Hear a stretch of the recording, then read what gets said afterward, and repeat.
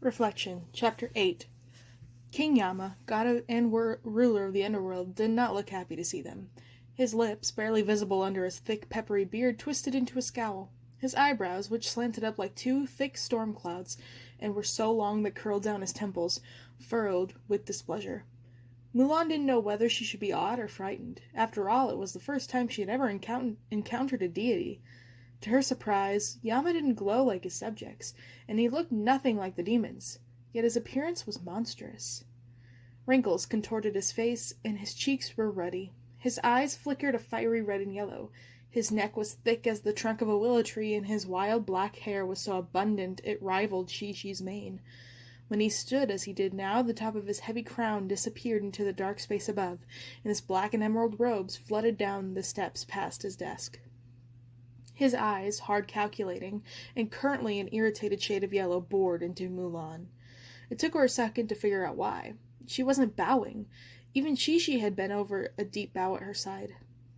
Mulan hurriedly copied the line, and she stared at the ground. King Yama lowered himself back down with a harumph. His throne, a wooden chair with red tassel silk cushions, creaked under his massive weight. Mulan peeked, lifting her eyes from the ground past the 9 steps up to King Yama's dais. She watched Yama open one of the large books on his desk and resume writing in it. 2 brass lanterns, shaped like dragons' heads, hovered over his work. She waited as patiently as she could, expecting King Yama to address her and Shishi, but the ruler of the underworld kept writing.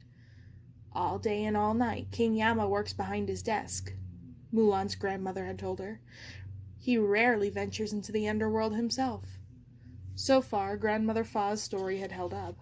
Yama's expression was severe, and he seemed grumpy that the papers and scrolls piled higher than his chair. He didn't look up at them again. Mulan frowned. She didn't come all this way to be ignored. Shishi was clearly thinking the same thing. The lion had furtively taken a few steps closer to King Yama's throne, and Mulan sidled up next to him. "Don't think I can see you," King Yama muttered, his nose still in the book. Mulan's body snapped up. "Sire, I return to the back of the line," King Yama said, scribbling furiously. Ink stained the ends of his long emerald sleeves. "Your indiscretion has been noted. Everyone waits his turn." "I'm not dead," Mulan said, "and I'm not in line. I'm here to ask—" King Yama finally looked up from his book, thick brows knitting angrily. "I don't care," he roared. "Back of the line." Shishi glared at Mulan. "Let me do the talking from now on." With one leap, he bounded up the stairs, stopping just 2 steps below King Yama's desk. "Your Majesty, you must recognize me. I am the great guardian of the Li family, the protector of the esteemed General Li before he passed on to your domain." "Didn't you hear me?" King Yama pounded his fist on his desk, and the demon guards raised their weapons. "I said, back of the line." Shishi opened his mouth, which might have been the last straw, because King Yama gave a thunderous clap with his monstrously large hands. Shishi froze mid-word. His apricot-colored tail grayed, and his mane, spiked with the flurry of danger since meeting King Yama, hardened. He was stone again, and still as a statue. "Arrogant guardian," King Yama muttered. "The stone ones are always the worst. So entitled." Mulan held her breath, her mind reeling, frantically trying to think what she should say or do now. She needed to be careful. She started to ascend the stairs, keeping her head bowed humbly. "And this one?" the ghost at the front of the line called, pointing at Mulan. Yama waved his hand instantly. His demon guards prepared to jostle Mulan at the back of the line. But Mulan was too fast. She jumped, balancing atop 2 demon spears, stepping onto one of the demon's shoulders, and leapt onto King Yama's dais. She closed King Yama's book and rested her palms on his desk. The ghosts and demons gasped at her audacity, but Mulan didn't care. Now she had King Yama's attention. Mulan bowed her head as low as she could, unsure of the etiquette for addressing the ruler of the underworld. She didn't want to anger him further, but she had to make him listen. "Your Majesty, I know you are busy, but my matter is urgent. I am here to plead for the life of General Li's son, Li Shang." King Yama raised a bushy eyebrow. You are?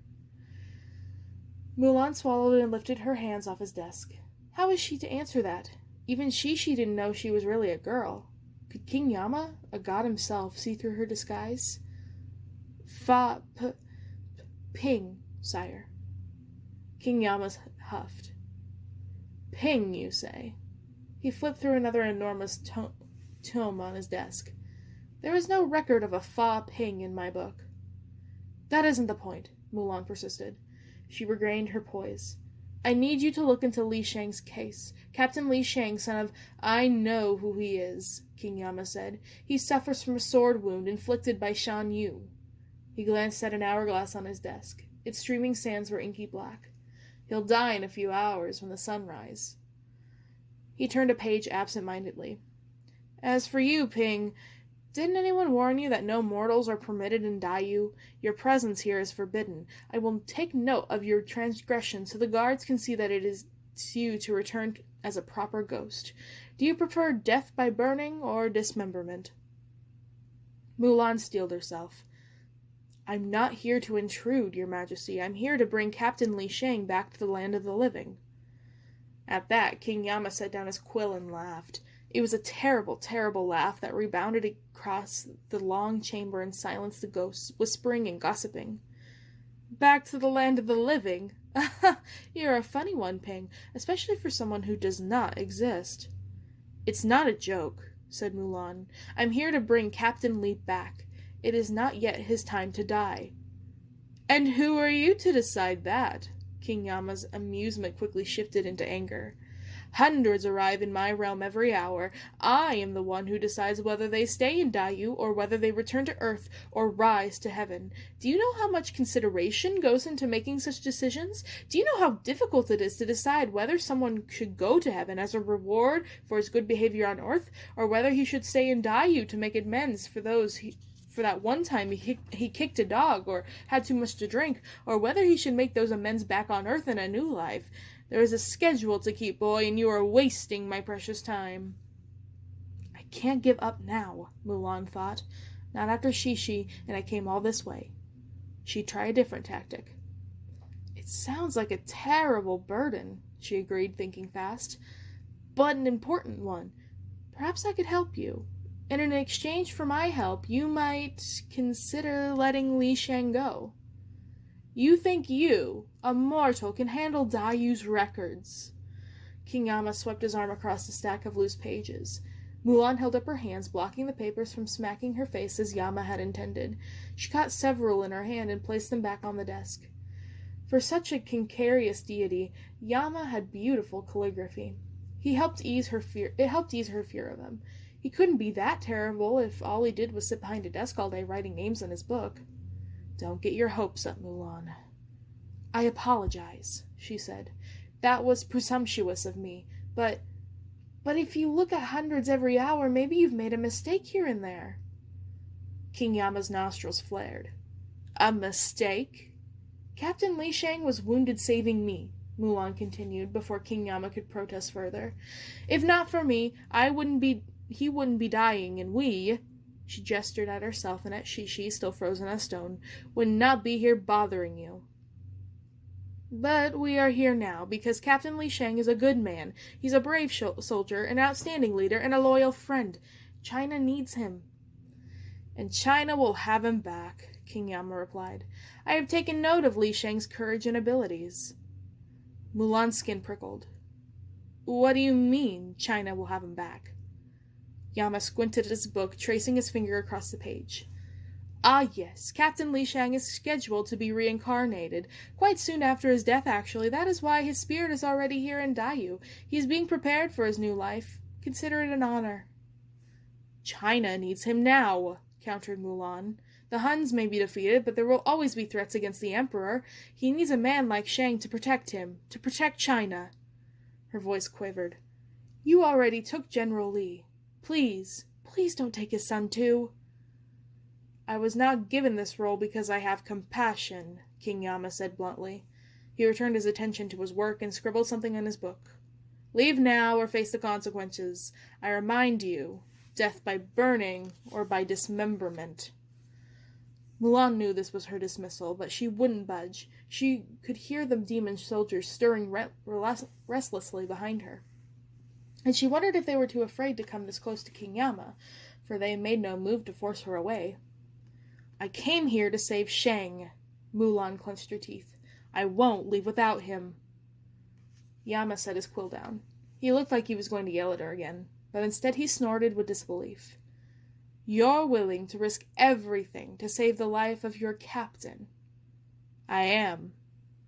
King Yama tapped his fingers on his desk. "Your determination intrigues me, Ping. More than that, you've amused me." Yama chuckled, then leaned back in his chair looking weary. "It's not every day a mortal succeeds in entering my realm and piquing my curiosity, so I'll give you a chance." He wagged a finger at Mulan. "But that's all. A chance." A tiny flutter of hope bloomed in Mulan's chest. She straightened, eager to hear what the ruler of Daiyu had to say. "My realm is vast. There are hundreds of chambers and levels in Daiyu. Most evoke terror and despair, but others test you to see if you are worthy. After all, most of the souls that pass into my realm are not meant to stay here forever. This is the case with Captain Li Shang. And you, eventually. You've risked your life to come and see me and beg for Li Shang's life, so I will give you the opportunity to do so, as a wager." He paused meaningfully. "If you can find Shang's spirit and escape my realm with him before sunrise, then you will be free to go." "All of us?" Mulan clarified. "Yes, you, Captain Li Shang." Yama flicked his fingers at Shishi. "And your overconfident cat." "But he's—" King Yama put his hands over for another thunderous clap, startling Mulan so she nearly lost her balance. At her side, Shishi let out a quiet whimper. Color returned to his coat, and his eyes widened, slowly regained clarity. "That," he said with a shudder, "was unpleasant." "Silence!" King Yama shouted. "You were lucky I've relented. Annoy me further, guardian, and you will not leave my realm. The city of Yudu downstairs could use a new statue." For once, Shishi shut his mouth. "Now," King Yama said, addressing Mulan again. "Where were we? Ah, yes. The price you'll pay if you lose our wager." He clasped his hands together, looking sly. "Ping," Shishi whispered. "Be careful." Mulan ignored Shishi's warning. "Tell me." "My realm is a dangerous place, and those who dwell here are not accustomed to outsiders. Should you die here, or should you fail to escape Daiyu with Captain Li's spirit, then you, the mysterious Ping with no record in my book, shall stay in Daiyu as punishment for trespassing into my realm. You will be my prisoner here forever." Forever. Mulan quailed, seeing the dismissal world around her. The line of ghosts stretching endlessly, the scenes of Daiyu she had seen from the Bridge of Helplessness. A shiver ran down her spine, but she bowed her head respectfully. "Thank you for this offer, your majesty." King Yama laughed. "I thought you might want to reconsider." "I don't," said Mulan staunchly. "I accept. We accept." Yama blinked, taken aback. "Very well, then." Yama pointed at the moon, which appeared closer here than it had been outside on the bridge. "That is your clock. You have until the sun rises. Time passes differently here and up above, so be mindful. Once you can only see the dark side of the moon, your time is up." Mulan looked up. The moon was round and bright, but a thin black rim already darkened its edge. She pushed aside her fears. She had the rest of the night to rescue Shang. They've battled hundreds of Huns together and saved China. Finding him and escaping from the underworld was just one more battle. She could do this. King Yama clapped, and his lanterns floated away, illuminating a white stone archway behind his desk. Mulan studied the archway as she approached it. Etched into the stones were the words, "All of life is a dream walking, all of death is a going home." She recognized the proverb. It was one of her school teachers had made her memorize and write over and over to practice her calligraphy. She never understood its meaning. But now, standing at the threshold of the underworld, something in her throat tightened as she read the familiar words again. As King Yama's throne room disappeared behind them, Mulan lingered one last moment before the archway. The faint shape of a face, much like those demonic bronze medallions on the vermilion gates, glimmered under the arch, obscuring what lay on the other side. Thick arched brows, a wide nose, puffed cheeks, and angry red-yellow eyes. King Yama. Mulan glanced at Shishi and nodded. Then, with a deep breath, she took the last steps through the archway. From the arch, Yama's voice rumbled. Welcome to Dayu.